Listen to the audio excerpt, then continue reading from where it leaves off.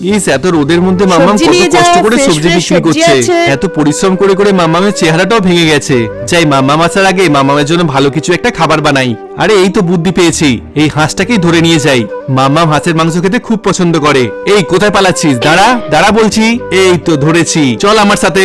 এবার এটাকে ভালো করে পরিষ্কার করে ফেলি। বন্ধুরা, যতক্ষণ আমি হাঁসের মাংসটা রান্না করছি ততক্ষণ তোমরা গরিব মানুষদের যদি তুমি ভালোবেসে থাকো এবং এই ছেলেটার মতো তুমিও যদি গরিব মানুষদের হেল্প করতে চাও, তাহলে একটা লাইক করে কমেন্টে ইয়েস লিখে যাও। ভাই তো মাংসটা হয়ে গেছে।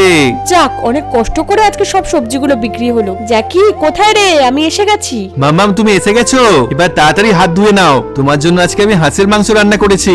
বা তাই? দেখি তো। ওয়াও, দেখি তো জিভে জল চলে আসছে। হ্যাঁ, এবার খেয়ে দেখো কেমন হয়েছে। হ্যাঁ দাঁড়া, খেয়ে দেখছি। কেমন হয়েছে মাম্মাম? রেস্টুরেন্টের মতো হয়েছে? ওয়াও, এটা রেস্টুরেন্টের থেকেও সুন্দর হয়েছে। দারুন দারুন। ওয়াও, আমি তাহলে রান্না শিখে গেছি। মাম্মাম এবার আমাকে একটা রেস্টুরেন্ট খুলে দাও। ঠিক আছে, তোকে আমি একটা রেস্টুরেন্ট খুলে দেবো। দেখবি রেস্টুরেন্টে প্রচুর ভিড় হবে।